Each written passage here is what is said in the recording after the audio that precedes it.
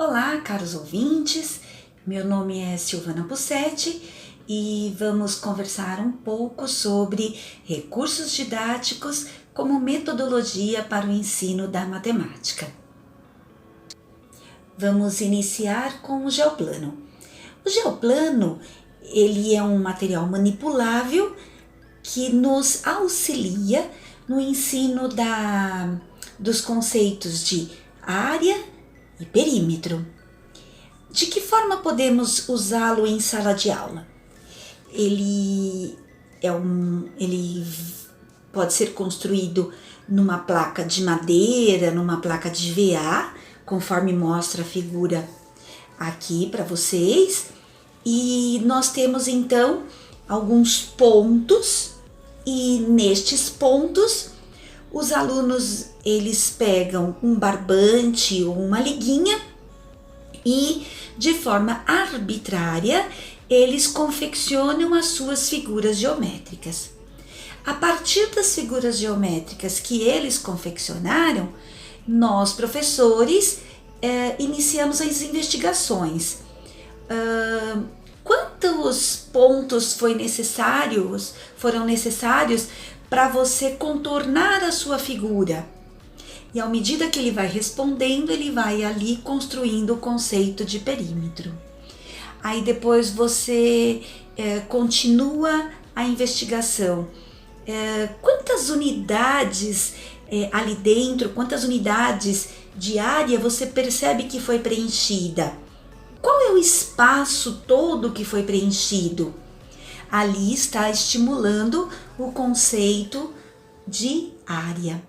Então, o geoplano é um material concreto que foi criado por Caleb Cattaneo e que pode ser utilizado para contribuir para o ensino da geometria plana.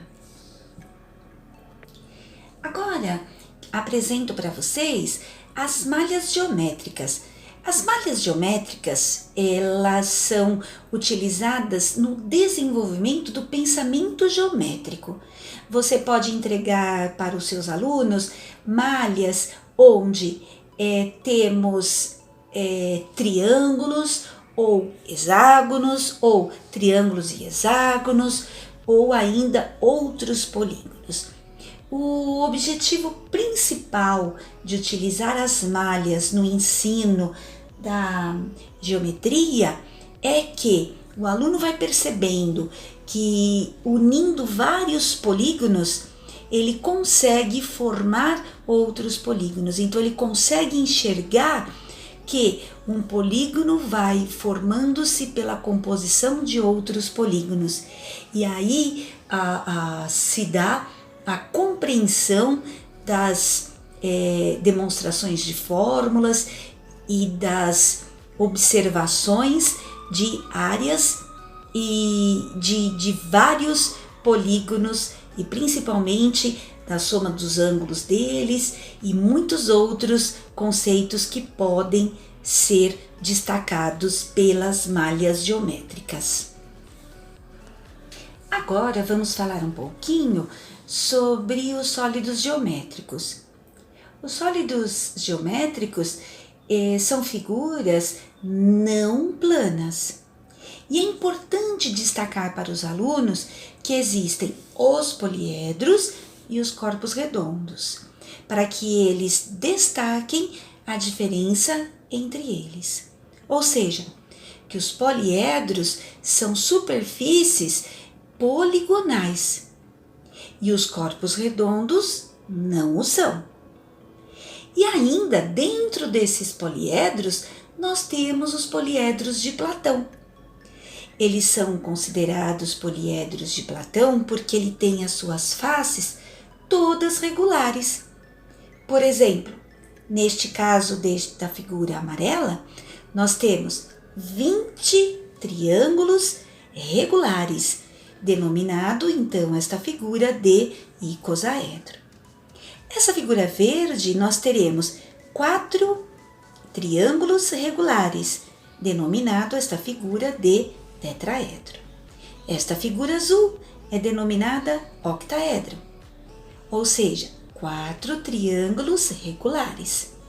Essa figura vermelha, nós temos exatamente 12 pentágonos, ou seja, nós temos aí um dodecaedro.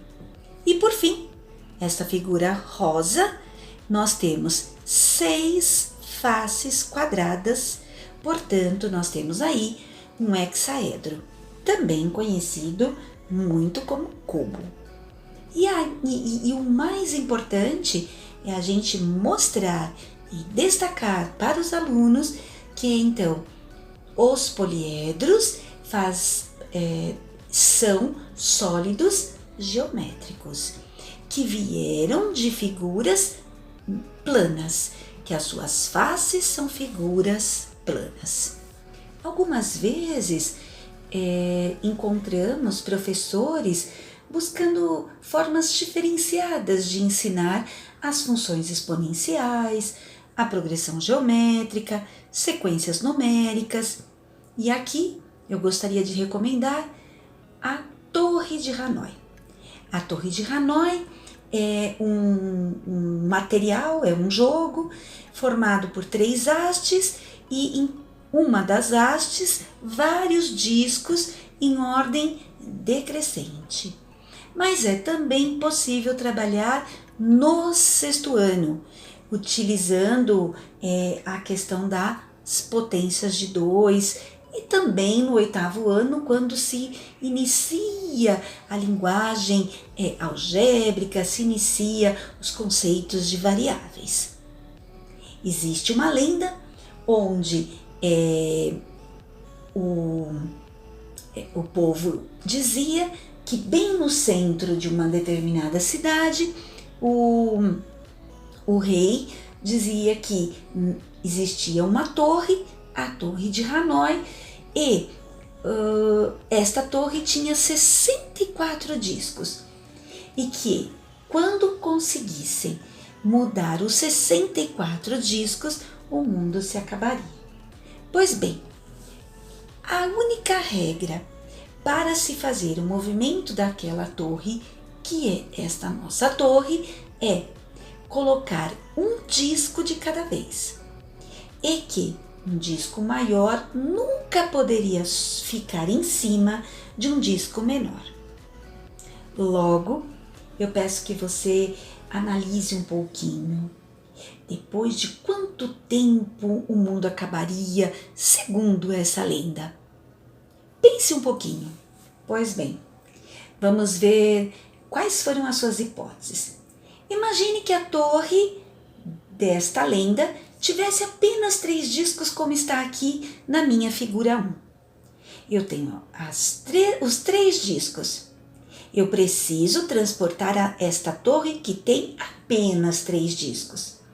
Vamos ver quantos movimentos eu precisei?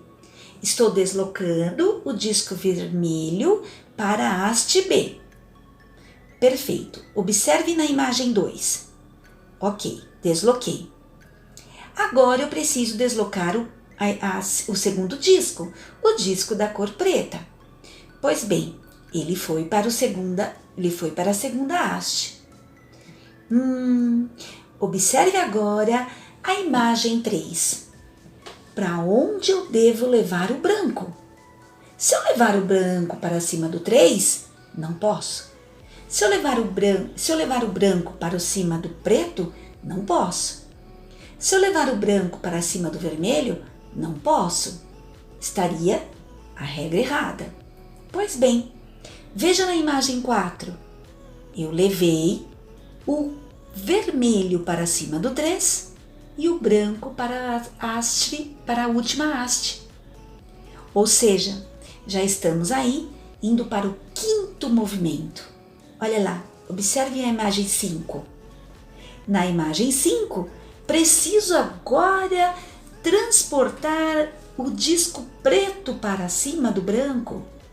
Então eu retirei o vermelho, transportei o preto para cima do branco e, enfim, na imagem número 7, no meu 7º movimento, transportei a figura vermelha. Olha lá, gente, qual seria a sua resposta. A nossa torre aqui tem apenas 3 discos. A Torre da Lenda eram 64 discos. E aí, quanto tempo levaria para o mundo acabar?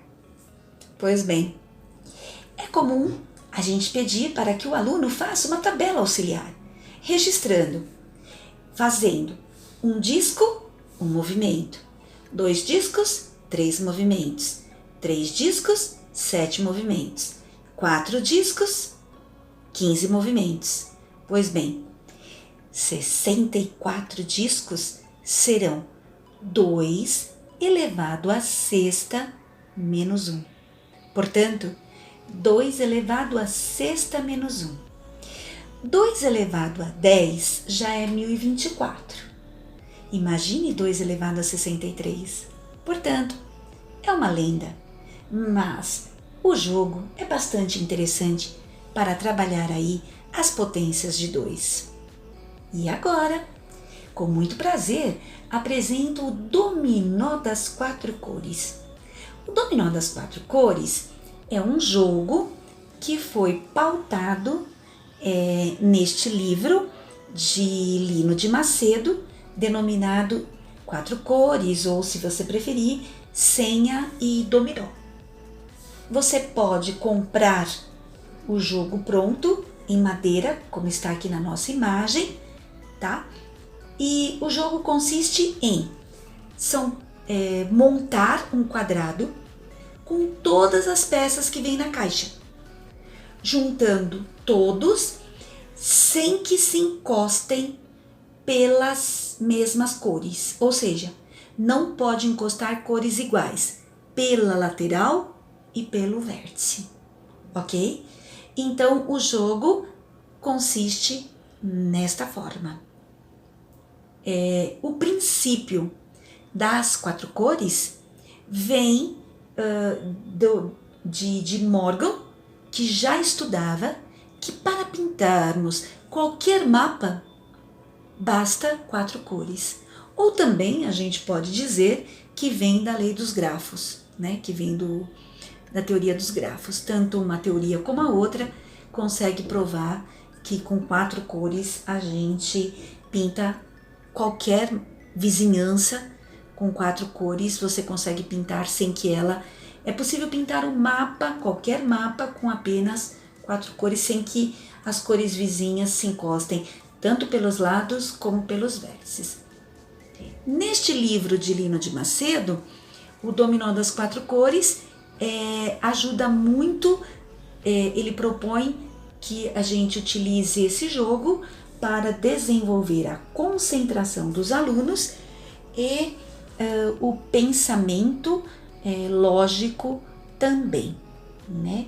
Então eu recomendo aí para vocês conhecerem este material. Desta forma, vou encerrando por aqui. Agradeço a todos pela atenção e espero encontrá-las em outros vídeos. Até breve!